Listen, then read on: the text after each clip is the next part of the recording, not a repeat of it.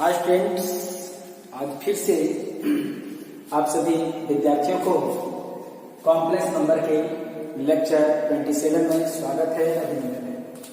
आज हम लोग एक्सरसाइज 11.3 पढ़ रहे हैं। उसमें से मैंने एरियर 14 क्वेश्चंस को कर चुके हैं और आज हम लोग 15th नंबर ऑफ क्वेश्चंस करेंगे। क्या करता है, put the following numbers in polar form.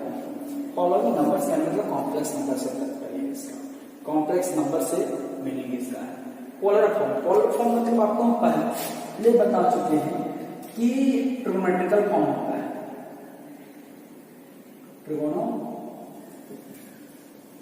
Trigonometrical form से तात्पर्य है ना। मतलब हमें पोलर फॉर्म कहने का मतलब है कि ट्रिगोनोमेट्रिकल फॉर्म लिखना है, कॉस और साइन लिखना चाहिए। जैसे z equal to x plus i y है, यही क्या हो जाता है, पोलर फॉर्म क्या होता है, r cos theta plus i sin theta होता है ना।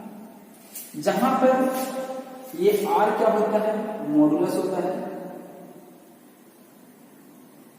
मॉडुलस होता है, और थीटा क्या होता है, प्रिंसिपल आर्गुमेंट होता है। तो इस प्रकार से जो फॉर्म हमारा दिया गया है कार्टेशियन फॉर्म, उसको हमें ट्रिगोनोमेट्रिकल फॉर्म में निकालना है। कल हम लोगों ने देखा था कि ट्रिगोनोमेट्रिकल फॉर्म दिया गया था, पोलर फॉर्म दिया गया था, उसको मैंने कार्टेशियन फॉर्म में लिखा था। ये हमारा क्या था, कार्टेशियन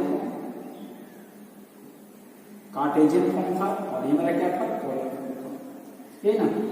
कल हम लोगों ने सीखा था पोलर को कार्टेशियन बनाना, आज हम सीखेंगे कार्टेशियन को पोलर बनाना। इसका मतलब इसमें जब भी हम पोलर फॉर्म की बात करते हैं तो वैसी स्थिति में मुझे क्या चाहिए, मॉडुलस चाहिए। क्या चाहिए, मॉडुलस चाहिए। और जब मॉडुलस चाहिए बहादुर, तो बताइए हमारा कोई भी कॉम्प्लेक्स नंबर होगा, हमें मॉडुलस तो चाहिए ही चाहिए। आर्ग्यूमेंट चाहिए, ये थीटा क्या है, आर्ग्यूमेंट है, तो आर्ग्यूमेंट चाहिए बहादुर, तो मुझे आर्ग्यूमेंट भी निकालना पड़ेगा। इसका मतलब कोई भी कॉम्प्लेक्स नंबर का पोलर फॉर्म लिखने के लिए मुझे दो चीजों की आवश्यकता होती है, आर्ग्यूमेंट, मॉडुलस और आर्ग्यूमेंट। जो कि अभी हम लोगों ने सीखा है, हम लोग मॉडुलस भी कैसे निकालते हैं और आर्ग्यूमेंट भी कैसे निकालते हैं। आर्ग्यूमेंट दोनों सीख चुके। इसका मतलब आपको क्वेश्चन सुना दिया कि ये मकसद क्या है हमारे क्वेश्चन के। जो यहाँ पर 13 क्वेश्चन दिख रहे होंगे, इस क्वेश्चन में से हम लोग जो भी कार्टेशियन फॉर्म है सबको किस रूप में करना है, हमें cos theta plus i sin theta के रूप में करना है, एंगल निकालना है और आर निकालना है। तो यहाँ में से 13 और 13 क्वेश्चन करेंगे नहीं, हम करेंगे 82 क्वेश्चन आउट ऑफ 13। इसमें से 13 में से 2 क्वेश्चन करने वाले हैं, एक हम करने वाले हैं दूसरा, और एक हम करने वाले हैं 10th को। यदि सेकेंड और 10th हम कर दें तो सारा का सारा क्वेश्चन बन जाएगा, ठीक है। हम सेकेंड भी ना करके यदि हम लोग 10th भी करें तो 10th भी हम लोग निकाल सकते हैं। तो सबसे पहला क्या होगा कि ये सारे को देखिए, है ना, ये सारा जो है वो यहां देखिए, यहां पहला दूसरा, तीसरा, चौथा, पांचवा, छठा, सातवां, आठवां, नौवां, 9 और 11 क्वेश्चन जो दिया गया है सिंपल कॉम्प्लेक्स नंबर है, एक एक फॉर्म पे है, लेकिन ये सब है वो कॉम्प्लिकेशन है। तो सबसे पहला रूल होता है कि जो कॉम्प्लिकेशन होता है उसको हम लोग सिंगल फॉर्म लाते हैं, सिंगल कॉम्प्लेक्स नंबर में लाते हैं। उसके बाद फिर हम लोग उसको जो भी कारनामा करना रहेगा करेंगे, आर्ग्यूमेंट निकालना आर्ग्यूमेंट निकालेंगे, पोलर फॉर्म निकालना पोलर फॉर्म निकालेंगे, जो भी करना है, लेकिन उसको पहले एक कॉम्प्लेक्स नंबर बनाने के बाद, ठीक है। तो जरा गौर करना चाहिए, हम दूसरा भी कर रहे हैं, नहीं तो आपको शिकायत हो जाएगा कि सब बोले लिखते और नहीं। चलिए सेकेंड नंबर में क्वेश्चन क्या है, सबसे पहले हम लोग late z equal to -1 -√3i, ये हम लोगों ने निकाल लिया। अब जरा गौर करने वाली सबसे बड़ी बात क्या है कि मुझे r चाहिए ना मॉडुलस चाहिए। Modulus mod of z equal थे आर चाहिए, ये चाहिए। तो इसके लिए हमें क्या होता है बताइए, रियल पार्ट का whole square plus imaginary part का होल स्क्वायर, ये फॉर्मूला होता है। तो यहाँ पर जो हमारा दिया गया है, यहाँ पर जो दिया है आपको, रियल पार्ट ऑफ जेड कितना है -1 and imaginary part of Z कितना है बताइए -√3, यही ना। तो चलिए हम लोग आर निकालेंगे तो क्या मिलेगा, देखिए।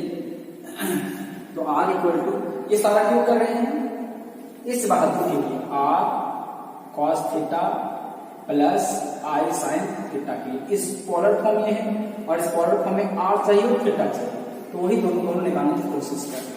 तो चलिए हम लोग क्या लेंगे, रियल पार्ट कितना है -1 का whole square plus imaginary part कितना है -√3 का होल स्क्वायर। आफ्टर सॉल्विंग क्या मिलेगा 1 + 3, तो क्या मिल गया √4 मिला। तो बताइए आर का जो वैल्यू है हमारा कितना मिल गया, 4 मिल गया। चलिए पहली कामयाबी मिली है, इसके लिए आर हम लोग को निकल चुका है। अब हम लोग क्या चाहिए, ये तो मॉडुलस था, हम लोग को आर्ग्यूमेंट चाहिए। देखिएगा 4 आर्ग्यूमेंट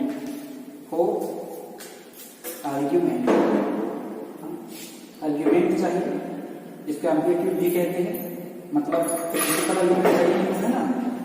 जरा गौर करेंगे, ध्यान देंगे। तो हम लोग निकालते हैं थीटा इक्वल टू क्या होता है, ये तो tan theta equal to formula क्या होता है पाई निकालने के लिए, tan अल्फा पाई निकालते हैं। तो tan अल्फा इक्वल टू क्या होता है बोलिए, mode of imaginary part by real part of complex number, ठीक है। तब देखते हैं हम लोग यहाँ पर क्या मिलेगा, सॉल्व करते हैं। तो यहाँ पर tan अल्फा इक्वल टू क्या मिलेगा कहते हैं, इमेजिनरी पार्ट क्या है -√3 और रियल पार्ट क्या है -1। ये माइनस माइनस कैंसिल हो गया, यदि नहीं भी कैंसिल होता माइनस माइनस तो ये मोड लगा हुआ है वो प्लस ही होता। तो बताइए हमारा यहाँ पर tan अल्फा इक्वल टू क्या मिला √3। अब यहाँ सोचते हैं कि यही जो √3 है tan अल्फा का कितना वैल्यू है, तो हम लोग tan हम लोग जानते हैं कि 60 डिग्री इक्वल टू क्या होता है √3। और हम लोग बोल रहे हैं कि थोड़ा आगे पढ़ रहे हैं, तो 60 को हम लोग क्या लिखते हैं tan π/3 लिखते हैं, ठीक ना। तो आप tan π/3 लिखिए या चलिए हम लोग 60 लेके चलते हैं, आसान होगा।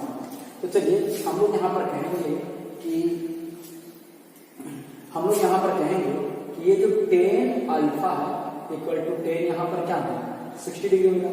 अब ऐसी स्थिति में tan खत्म हो गया तो अल्फा इक्वल टू क्या मिला है 60 डिग्री मिला है। अल्फा इक्वल टू क्या मिला है 60 डिग्री मिला है। अब अभी ये आर्ग्यूमेंट नहीं निकला है, अब मुझे चेक करना है कि जो कॉम्प्लेक्स नंबर दिया गया है वो कौन सा क्वाड्रेंट पे लाई कर रहा है। तो सिंस में लिखते हैं since z equal to -1 - √3i, हम लोग बात करेंगे तो सारी बात कर चुके हैं, plus plus first quadrant minus plus second quadrant minus minus third quadrant और प्लस माइनस फोर्थ क्वाड्रेंट होता है। तो ये भी दोनों माइनस से, तो कौन सा क्वाड्रेंट आया विच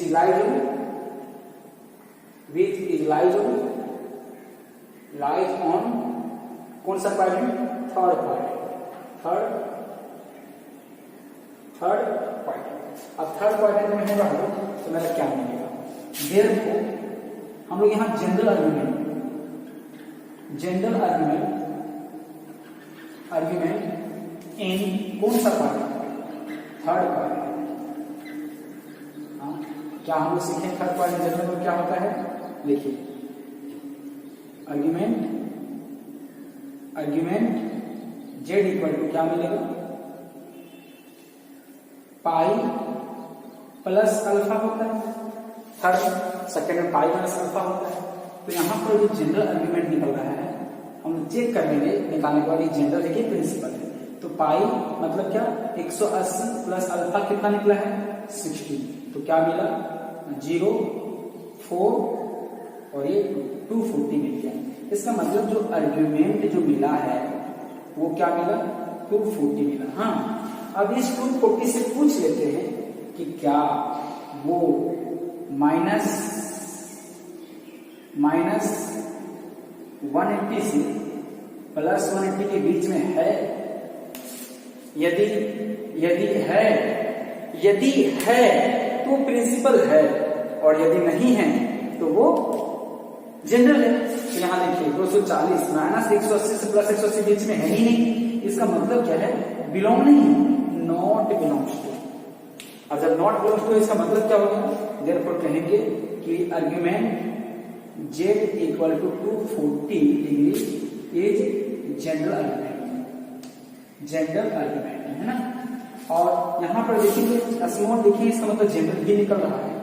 अब बात करेंगे कि जब हम लोग को जनरल हो जाता है तो उसमें से हम लोग 360 घटाते रहते हैं, और कब तक घटाते हैं, जब तक इस इंटरवल में आ नहीं जाता है। तो देखिए देयरफॉर प्रिंसिपल आर्ग्यूमेंट, हाँ क्या मिलेगा, देखिए तो क्या मिलेगा, देखिए theta equal to general argument minus 360, यही ना। तो बताइए आप इसको यहां पे हम लोग देखेंगे तो अब हम लोग देखते हैं कि यहां पर जो थीटा मेरा मिलेगा वो इधर ध्यान नहीं है ना। तो थीटा इक्वल टू जो मिलेगा, ये आर्ग्यूमेंट जनरल आर्ग्यूमेंट कितना है, 240 है ना, माइनस 360 है ना। हम लोग इसको घटाएंगे तो थीटा इक्वल टू मेरा क्या मिलेगा, गौर करेंगे, 0 हो जाएगा, 2 हो जाएगा और 1, माइनस 120 है ना। तो माइनस 120 की बात करें, थीटा इक्वल टू माइनस 120 जो है वो बिलोंग कर रहा है, देखिए बिलोंग कर रहा है कहाँ, माइनस 180 से लेकर कहाँ तक, प्लस 180 क्लोज इंटरवल। हाँ, देयरफॉर ये मेरा क्या होगा, प्रिंसिपल आर्गुमेंट हो गया। तो बताइए कि लास्ट में देयरफॉर प्रिंसिपल आर्गुमेंट हो गया, प्रिंसिपल आर्गुमेंट हो गया इक्वल टू कितना मिल गया, थीटा इक्वल टू माइनस 120। हाँ, और ये जो माइनस 120 है इसको हम डिग्री में बदलेंगे, रेडियन बदलेंगे, क्या मिलेगा, पाई बाई 180, ये कट जाएगा है ना। अब ये कटेगा तो मेरा क्या मिलेगा, माइनस 6 2 जा 12 और 3 जा, तो मेरा क्या मिल गया, माइनस 2 पाई बाई 3। देयरफॉर हम लोग को last finally theta equal to क्या मिल गया, माइनस 2 पाई बाई 3 है ना। और आपको एक बात बता दें कि ये आंसर में आपका 240 भी हो सकता है, और लेकिन आपको हमेशा कोशिश करना है कि ये जो थीटा निकल रहा है, एक डेफिनेशन नहीं होता है कि जो पोलर फॉर्म में जो थीटा होता है वो प्रिंसिपल आर्गुमेंट होना चाहिए, जनरल नहीं। तो कोई बुक में जो है ये जनरल आर्गुमेंट भी लिख देता है, उससे डोंट वरी, घबराना नहीं है। आप 240 भी लिख दोगे तो भी आंसर सही होगा, और माइनस 2 पाई बाई 3 लिख दोगे, मतलब माइनस 120 डिग्री लिखोगे तो भी आएगा। तो हम लोग कहेंगे, जरा ध्यान देंगे कि यहाँ पर जो हम लोग आएगा, देखेंगे therefore required polar form of given complex number equal to formula हम लोग क्या होता है, r cos theta plus i sin theta है ना। तो बताइए ये r का वैल्यू क्या मिला है, ये हम लोग 2 निकल जाएगा, √4 का वैल्यू, तो क्या मिल जाएगा 2, और cos थीटा, और cos क्या है बोलिए, minus 2 pi by 3 plus i, और यहाँ पर क्या मिलेगा, साइन 2 पाई बाई 3। ये आपका परफेक्ट आंसर हुआ। लेकिन कोई बुक जो है ये हम लोग प्रिंसिपल आर्गुमेंट लिखे हैं, लेकिन कोई जनरल लिख देता है। जो यहाँ पर लिखे ना माइनस 2 पाई बाई 3, वहां पर 240 भी हो, 240 डिग्री भी हो सकता है। आई होप दैट आपको ये समझ में आ गया होगा। ठीक है, आप इसका स्क्रीनशॉट ले लें। चलिए अब हम लोग क्वेश्चन नंबर 10 देखते हैं। क्वेश्चन नंबर 10 में क्या है, गिवन क्वेश्चन नंबर 10 में क्या है,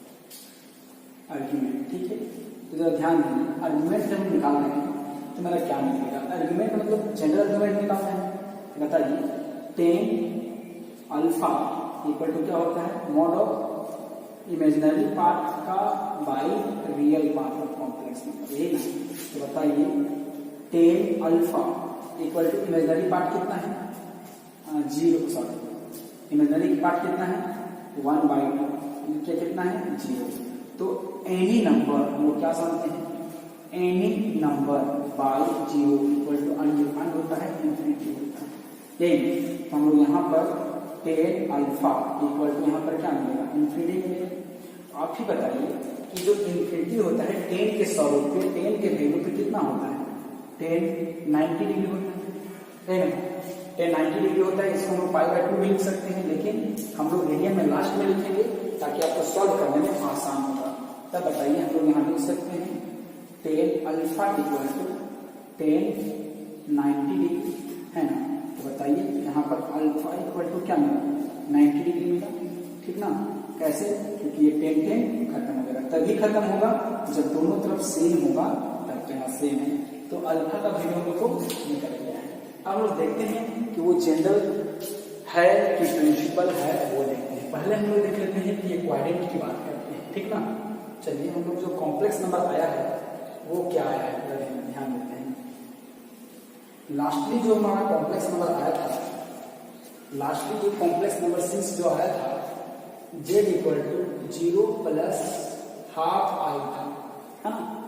और ये भी प्लस दोनों प्लस है। तो वैसे स्थिति में क्या करेंगे? Which is lies